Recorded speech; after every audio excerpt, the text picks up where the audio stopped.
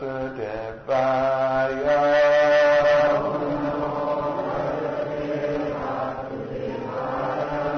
Om Namo Bhagavate Vasudevaya.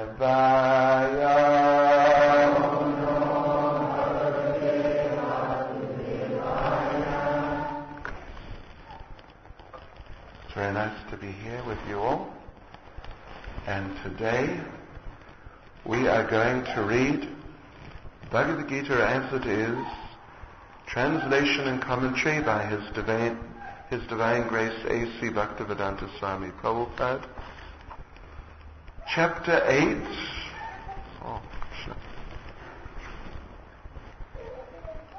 Chapter 8, Attaining the Supreme. Text 3. This is a little bit philosophical. Please listen carefully. Sri Bhagavan Uvacha Aksharam Brahma Paramam Swabhava Dhyatmam Uchyate Bhuta Bhavo Dvavakaro Vasarga Karana Samgita. Translation. The Supreme Personality of Godhead said, the indestructible, transcendental, living entity is called Brahman, and his eternal nature is called Adhyatma, the Self. Action pertaining to the development of the material bodies of the living entities is called karma, or fruit of activities. Purport by Srila Prabhupada. Brahman is indestructible and eternally existing, and its constitution is not changed at any time. But beyond Brahman, there is Para-Brahman. Brahman refers to the living entity, and Para-Brahman refers to the Supreme Personality of Godhead. The constitutional position of the living entity is different from the position he takes in the material world. In material consciousness, his nature is to try to be the Lord of matter. But in spiritual consciousness, Krishna consciousness, his position is to serve the Supreme. When the living entity is in material consciousness, he has to take on various bodies in the material world. That is called karma, or varied creation by the force of material consciousness. In Vedic literature, the living entity is called Jivatma and Brahman, but he is never called Para-Brahman. The living entity, Jivatma, takes different positions. Sometimes he merges into the dark material nature and identifies himself with matter. And sometimes he identifies himself with the superior spiritual nature. Therefore he is called the Supreme Lord's marginal energy. According to his identification with material or spiritual nature, he receives a material or spiritual body. In material nature, he may take a body from any of the 8,400,000 species of life. But in spiritual nature, he has only one body. In material nature, he is manifested sometimes as a man, demigod, animal, beast, bird, etc., according to his karma. To attain material heavenly planets and enjoy their facilities, he sometimes performs sacrifices, yajnas, but when his merit is exhausted, he returns to earth again in the form of a man.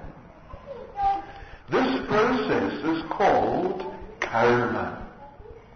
The Chandogya Upanishad describes the Vedic sacrificial process. On the sacrificial altar, 5 kinds of offerings are made into 5 kinds of fire. The 5 kinds of fire are conceived of as the heavenly planets, clouds, the earth, man and woman. And the 5 kinds of sacrificial offerings are faith, the enjoyer on the moon, rain, grains, and semen.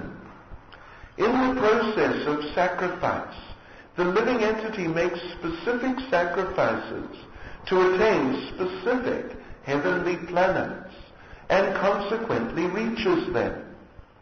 When the merit of sacrifice is exhausted, the living entity descends to earth in the form of rain, then takes on the form of grains, and the grains are eaten by man and transformed into semen, which impregnates a woman, and thus the living entity once again attains the human form to perform sacrifice, and so repeat the same cycle. In this way, the living entity perpetually comes and goes on the material path. The Krishna-conscious person, however, avoids such sacrifices. He takes directly to Krishna consciousness and thereby prepares himself to return to Godhead.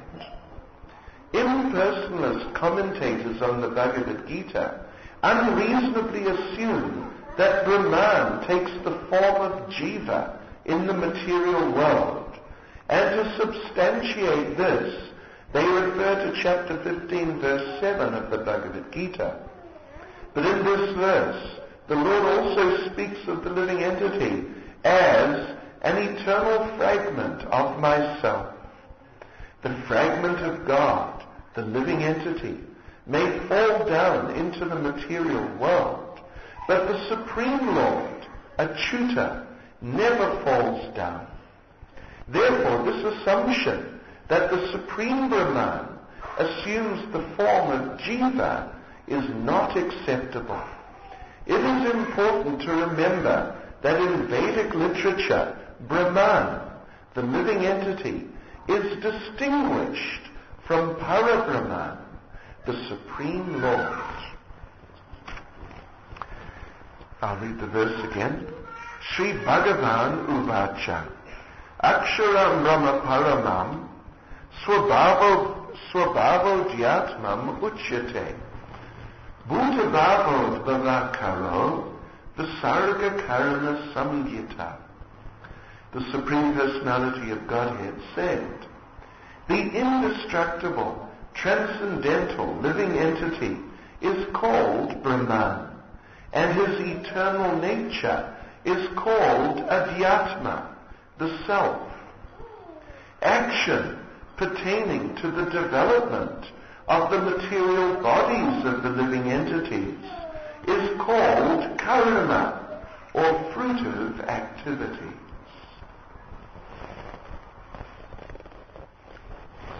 Om Jnana-timirandasya Jnananjana-shalakaya Chakshura-militam yena tasmai Shri Gurave Namah Shri Chaitanya-manobhishtam sthapitam yena bhutale Swayam-bhutakajamayam dadati svapadantika Vanchikapatruvyascha kripa-sindhu-vyevacha Patitanam bhavanebhyo vaishnavebhyo namo namaha Shri Krishna Chaitanya-Prabhu-Nityananda Shri Advaita-Gadadhara Shri Gaura-bhakta-vrinda Hare Krishna, Krishna Krishna, Hare Hare, Hare Rama, Rama, Hare Hare.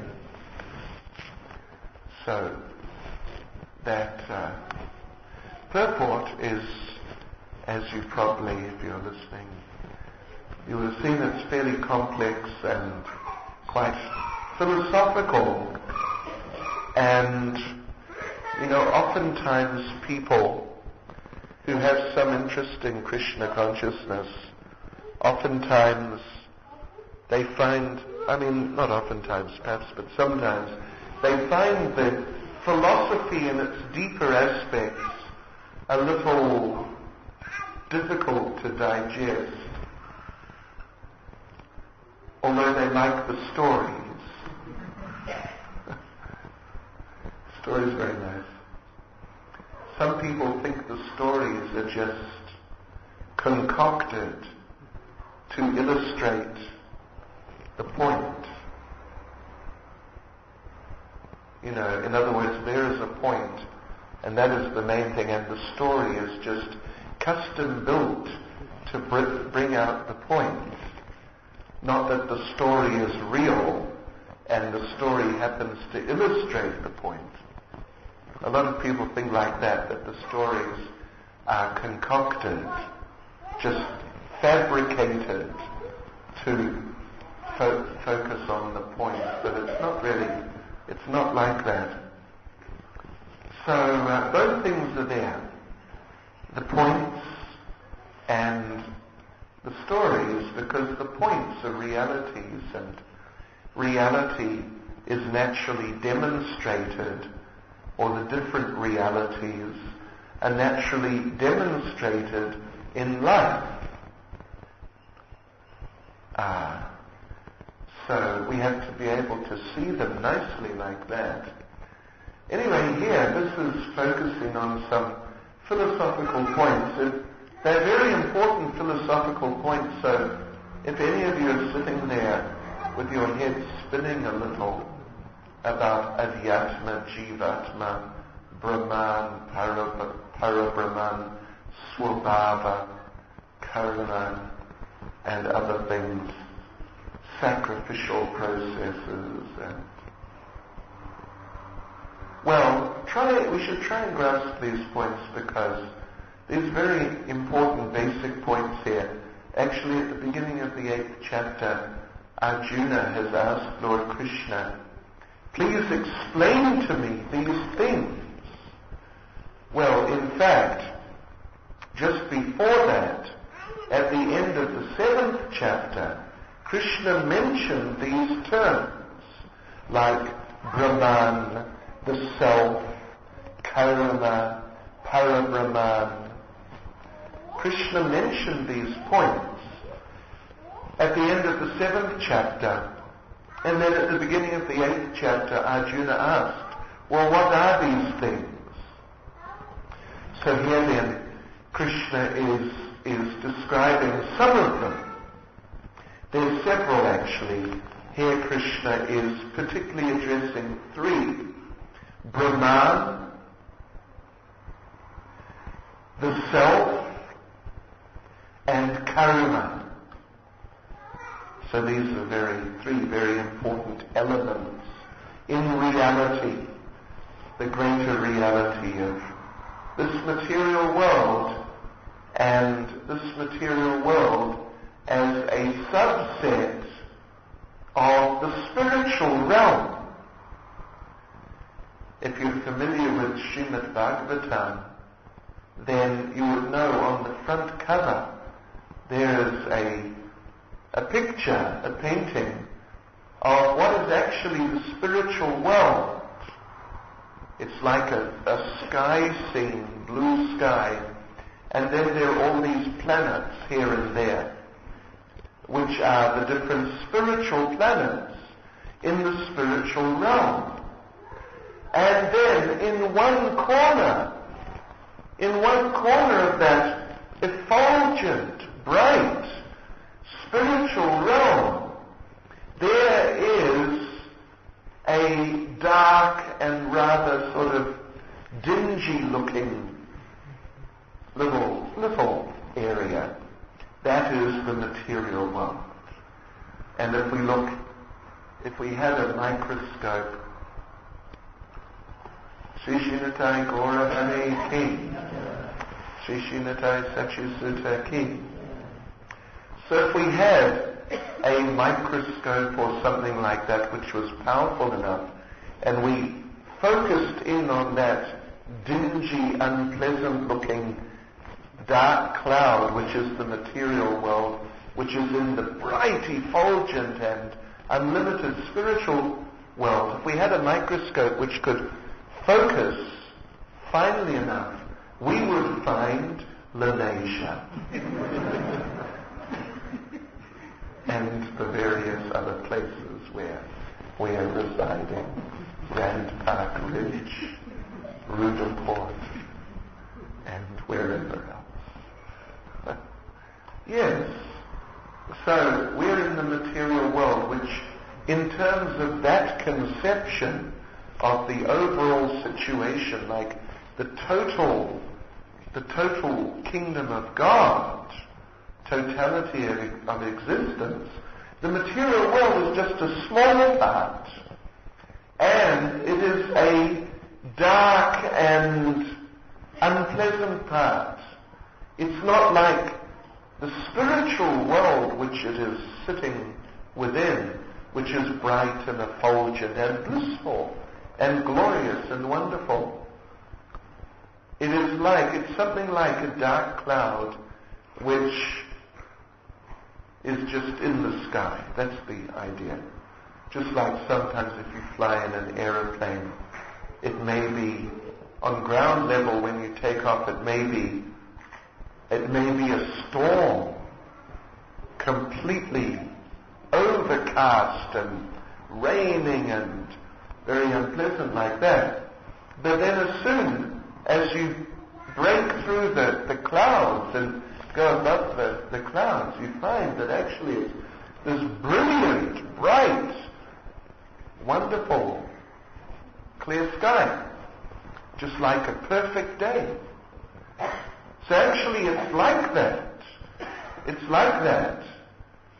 Existence means effulgent, wonderful, glorious, and blissful, the kingdom of God.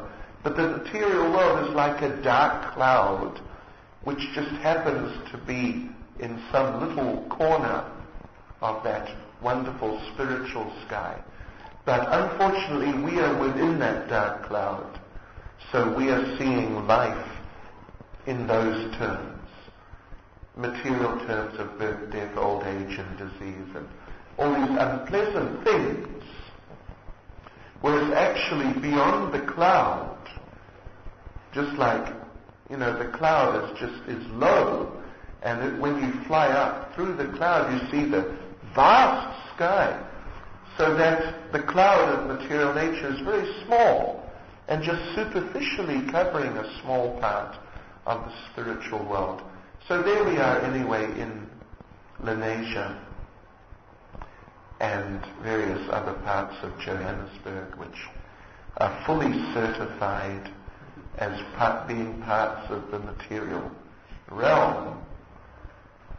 And in order to get out of the cloud of material existence, the dark, unpleasant situation of material existence, well, we have to render devotional service. That is the essence. But part of rendering devotional service is that we have to develop an understanding of what is our situation here in the material world and why we should render devotional service. How spiritual life is superior to material life. What are the processes? Why are the processes there? And how it all works. This knowledge is very important. Not exactly that we have to become big spiritual intellectuals or bookworms, but some basic understanding has to be there in order to really help us to progress in our efforts in devotional service. So we can just say a little bit about these three concepts mentioned here in these terms. There is Brahman, there is the self, then there is karma. We should understand these things, and when we do, at least in some basic way we should understand. And when we do, it'll make it so much easier to execute devotional service and to be inspired and convinced that we should render devotional service. and render devotional service in certain ways.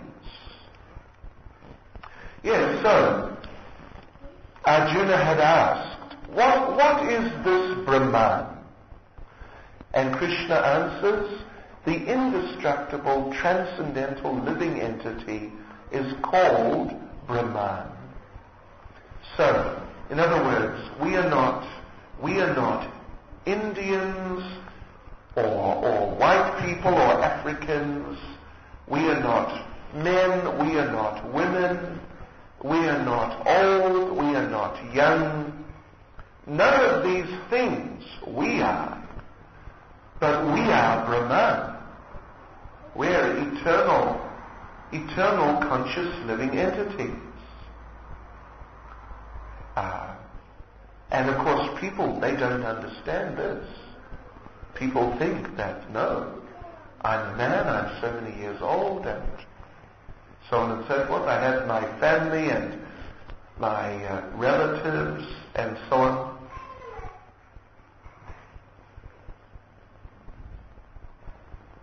My father was quite proud, a little proud maybe, not that proud, but a little proud, that our family, on his side of the family, is descended from Robert the Bruce. Probably you never heard of Robert the Bruce, but he was the last king of Scotland to die of natural causes as the King of Scotland. So he thought, this was something of significance. And he told us about this when we were young, and from time to time he would remind us of it. But then, we thought, well, yes, okay, this is interesting. Later on, in fact, like 30 or 40 years later on, when I was already practicing Krishna consciousness, I found out that Robert the Bruce died about 1,000 years ago. So it doesn't really matter that much. What difference does it make that there's some lineage going back like that? Actually, it doesn't matter at all, because we are all eternal. We're all eternal conscious beings. And the example is given of a river. And in a river, there may be some twigs and leaves and various things which fall in, and they're floating along, getting tossed around in the river. So Srila Prabhupada, actually the Bhagavatam, Srimad Bhagavatam describes that as the river is moving, one twig and one leaf, at a certain point, as the river is moving, they may be tossed together.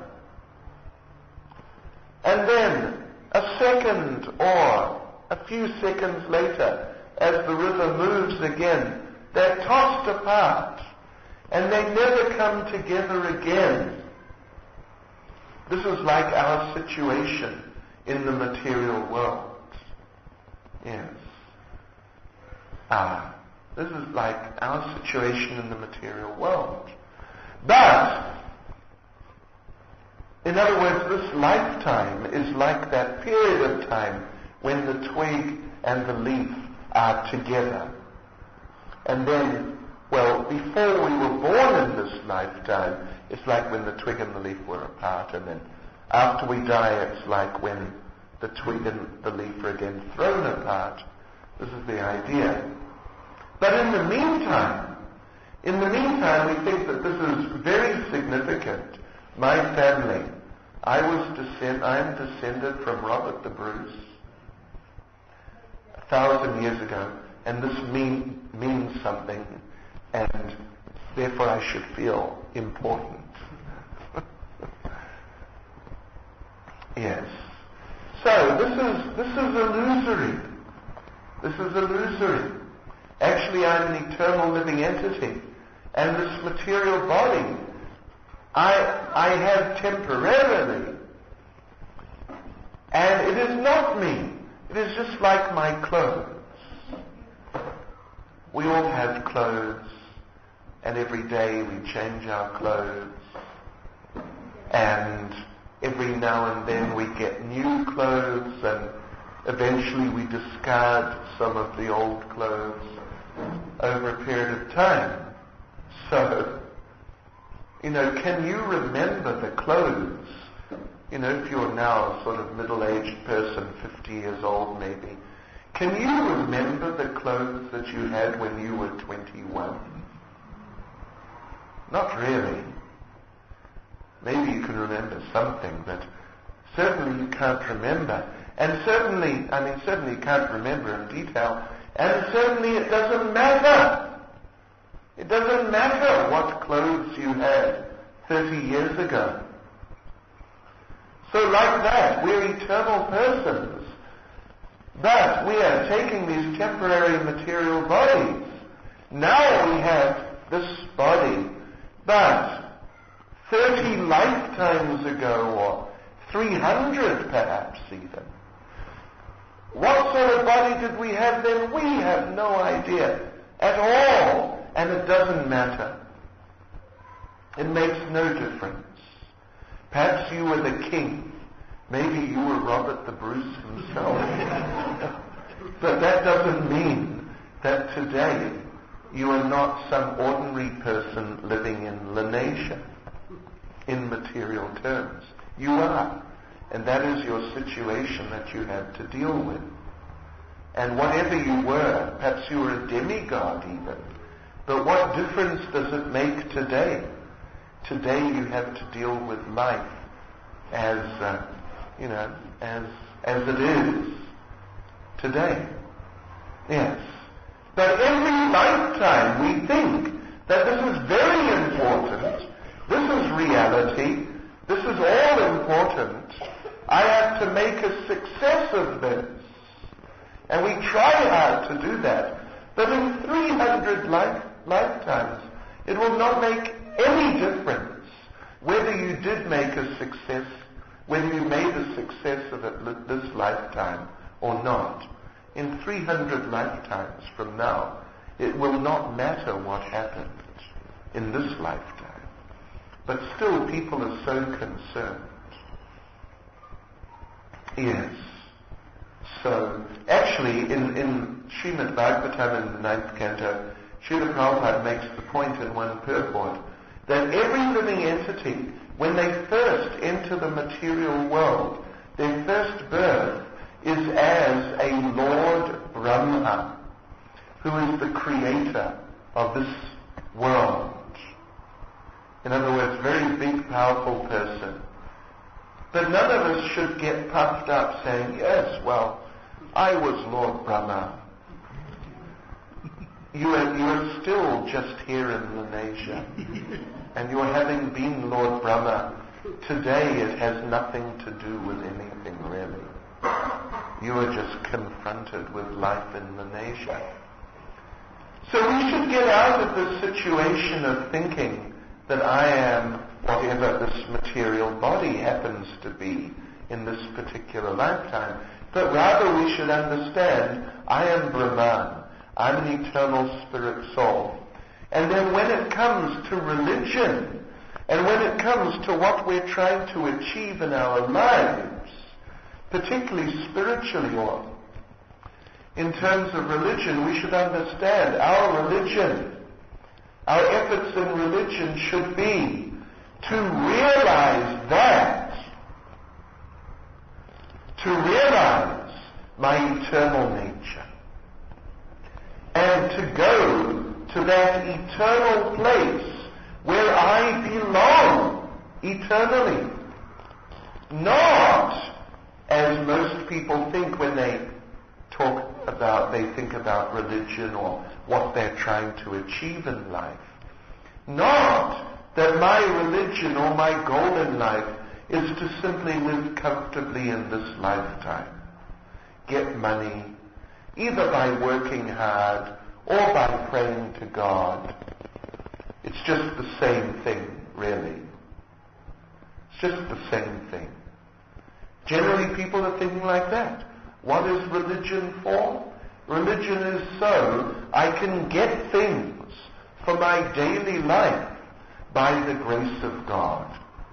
Instead of having to work hard for them, I will pray to God, and that way I will get them. And this is what they think religion is. But it's the same thing as being a gross materialist. Someone thinks he will get money by working hard. Someone thinks he will get money by robbing a bank. And someone else thinks he will get money by praying to God. But it all comes down to the same point. So the goal of religion, the goal of life, is not simply to live comfortably within this world, but it is to realize Brahman, our eternal spiritual nature, and to get out of this situation where we are repeatedly thinking in each lifetime, repeatedly we're thinking, this is the real me. I am a white man. And perhaps in the previous life I was thinking, I am an Indian woman. And so on and so forth, from one life to another. We should get out of that and understand and realize our eternal spiritual nature and go to the eternal spiritual realm. And that is what religion is for. But if you do not understand that actually, at least theoretically, in principle, if you don't understand, if you don't accept that I am spiritual, I'm not part of this material world. But if you think that I am just part of this material world, if you don't have that spiritual understanding, then when you apply yourself to religion, it will simply be in these material terms. And in that way your life, your existence within this material world will be perpetuated. So do you get the idea? It's very important to understand this. And then you can apply yourself in your spiritual life in such a way that you come to the spiritual platform, rather than applying yourself in such a way that you just continue on in material existence. I hope you understand that point. It's a very important point. That's why Krishna is explicitly making it. And then he goes on to say, well, he says the indestructible transcendental living entity is called Brahman, and his eternal nature is called Adhyatma, the self. Let me just do a check. What should we do? Just carry on a bit? Okay. So, yes. So we are Brahman. We are spiritual. We're not Indian or white or African. Sishinatai Gora Hare King. Sishinatai Sachisuta King. We're eternal persons. But then Krishna goes on to say that the nature, our nature as eternal persons, is called Adhyatma, or the self. In other words, now this is implying a more detailed understanding of our spirituality. In other words, we can say that you are, but in material terms, you are a man. So in material terms, this is correct. But what does that tell us about you? It tells us, the most basic, fundamental thing. But what does it tell us about you as an individual, as distinct from him as an individual? It doesn't tell us anything. You're a man, he's a man, so it sounds like you're just the same. That you're two distinct individuals with different personalities, likes and dislikes, and so on and so forth. So, it is one thing to understand we're all eternal spiritual persons, and it's true. But what type of eternal spiritual person are you? There are many, just as in this world, there's so many different types of material people. so many different types of personalities and so on. So, spiritually, there are different types of spiritual persons. Just like, for example, in the kingdom of God, you can have a relationship with Krishna as his servant, like working around the house and cleaning up and so on like that, like a servant. Or you can have a relationship with Krishna as a friend. It's a different type of relationship. Now you're playing around with Krishna, more intimate relationship. Or you can have a relationship with Krishna in which you become his parent. Or if not parent as father or mother, but like uncle or aunt or like that. So these are different types of spiritual natures. They're all eternal spiritual persons, but different types of eternal spiritual persons. And you can even have a relationship with Krishna, like as in the case of Srimati Radharani or Sita Devi in relation to Lord Ram, or Lakshmi Devi in relation to Lord Narayan. You can have a relationship with Krishna which is of a conjugal nature. So this is the distinction here, that the living entity is known as Brahman, or eternal spiritual person. But his nature is called Adhyatma, or the self. And this is now getting into the details of your eternal spiritual personality. In the purport, Prabhupada makes the point that every life in this world, we have a different body and different material personality. But in our eternal position in the kingdom of God, as eternal spiritual persons, we have one body and one personality. And that is fixed. It's not that Srimati Radharani in her next life, she may become, someone from Malaysia. No, she's eternally Srimati Radharani. So we all have eternal personalities beneath this body and mind. We all have eternal spiritual natures and eternal spiritual personalities and specific eternal relationships with Krishna. That we need to understand also. That we will be serving Krishna in different ways. And that is also part of the goal of religion or Krishna consciousness. So, and then karma, of course, karma means actions pertaining to this material body, actions we perform for the satisfaction of this material body, not for our satisfaction, but the satisfaction of the body. This is called karma, and each karmic activity has a reaction, and we have to stay in this world until we get all our reactions. So there we have some important fundamental concepts described here by Lord Krishna in Bhagavad Gita. And now we'll try and answer some of your questions. And then what we're going to do, as was mentioned just very briefly, was that we'll have kirtan with the arati shortly, then Guru Puja, right? And then we're going to show you a video. It's a video, in fact it's not entirely complete, but it's, close enough that it's worth seeing. It's a video, really wonderful video, of the activities of our Krishna consciousness movement in Ukraine. Have you heard of Ukraine?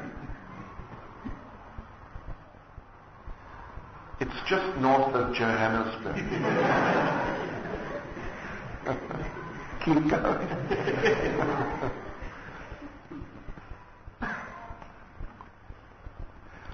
I was not... There's another video, unfortunately I wasn't able to get a copy of... It's just a material television thing. This guy, interviewer, went out and interviewed people on the streets about religion. And it was amazing. It was just amazing. The ignorance. He walked up to one man and said, "Have you heard of Islam?" The man said, yeah, I think so. "Have you heard of Muhammad? You know who Muhammad is? What's his surname?"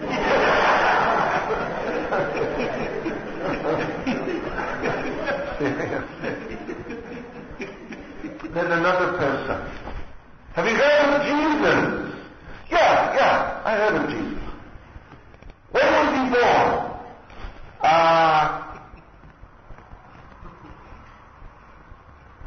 I think a couple of 100 years ago.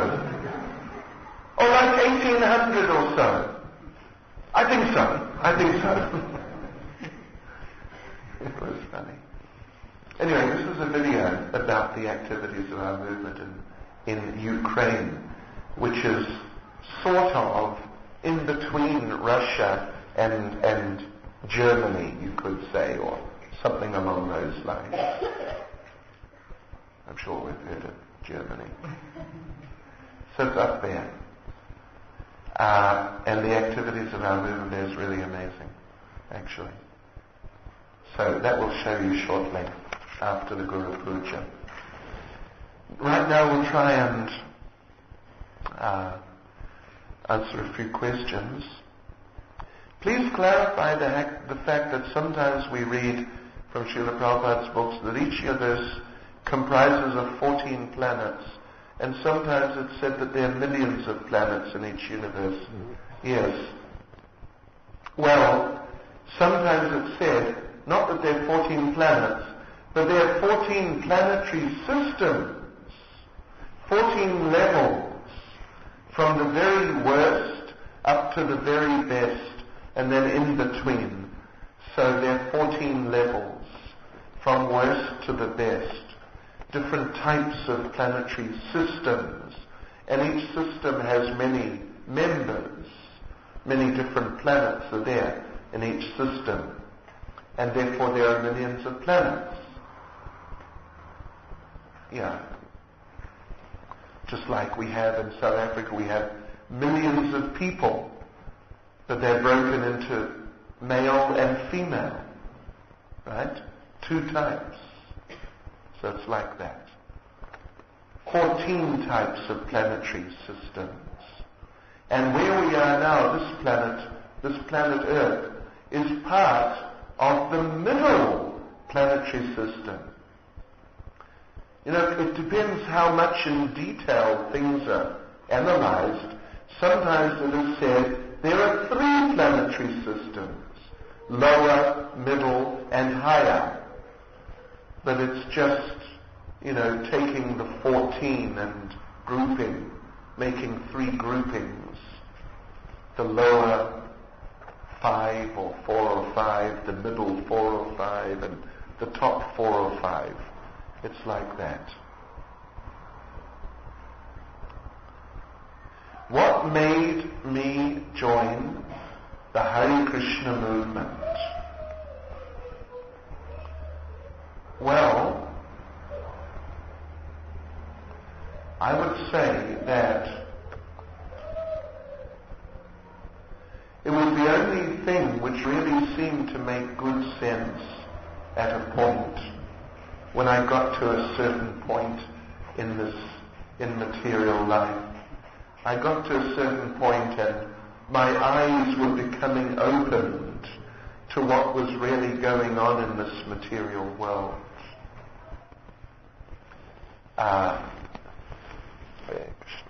Thank you. Not completely, but becoming step by step opened and beginning to gradually see things more clearly And then I realized, actually, this is the only thing to do which has real integrity. Yeah, in fact, I was so frustrated with material life, just working to make money, to live, so you can come home at night and watch television, as if that's some sort of achievement or reward. The reward of working hard all day is you come home to watch The Simpsons, or something like that. So I'm getting very frustrated with it all. I would walk down the main street of the city where I was from, Auckland in New Zealand, and I'd see all the people running here and there and working hard. And I realized that actually it's not that they want to work hard. And while they're working hard, they're missing out the best part of the day. You know, from the day through the morning, the later morning through into the afternoon, and it's the best time of the day. But they're wasting it. So, why is it like that? But then what was the alternative? I couldn't really see an alternative until I met Srila Prabhupada. And then I realized, yes, this is now a real alternative. This is something valuable to do. Instead of just existing, like we said, just to get money so we can eat and have a roof over our heads. Rather, we should strive for something higher. So that's why I joined the Hare Krishna movement, because no one else was offering a really positive alternative. Would Vrindavan and Mayapur be considered as part of the spiritual or material world? Well, they're both part of the spiritual world. But at the same time, they have a thin veneer, a thin material covering.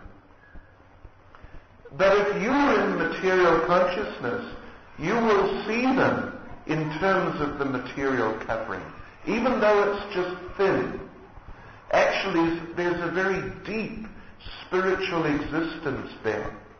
But on the surface, there's this very thin layer of matter.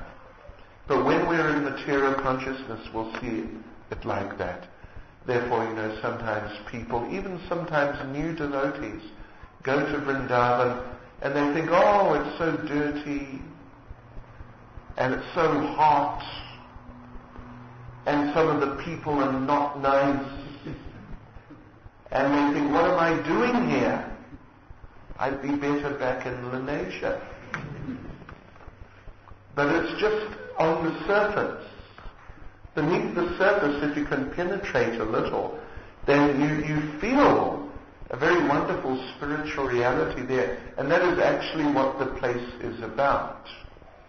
So if we cultivate our Krishna consciousness very nicely, then our minds will be able to penetrate, at least begin to penetrate, make some penetration through that superficial covering and tune in, at least to some degree, with that wonderful transcendental reality which is there beneath the surface.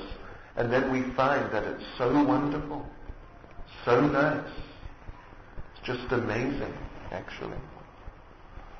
So therefore, the main thing is to cultivate our Krishna consciousness, try and cultivate devotional service in a mood of pleasing Krishna, not just in a mood of Krishna, I will chant 16 rounds a day for 1 month, Krishna, and then I want a new BMW. Then we get to the end of the month and we think, okay, Krishna, here I am. I did my part. Now what about you doing your part? No, we should serve Krishna simply to please him. In this way we'll become purified and gradually we'll come to realize our spiritual nature. Gradually, in a very natural way, we'll become detached from all the different aspects of material existence. We'll become, step by step, transcendental to the difficulties and anxieties of this material world. That's very nice. But we have to cultivate devotional service, cultivate Krishna consciousness in this mood that I'm trying to please Krishna. And for me, well, I'll leave it up to him. He can do what he likes. He'll look after me. We should have that faith in Krishna, that if we try to serve him to the best of our ability, he will look after us. Yes. And in this way we can develop actual Krishna consciousness nicely, step by step. Hare Krishna. Thank you very much for listening very patiently. And now we'll have kirtan for the arti. Srila Prabhupada Ki Jai.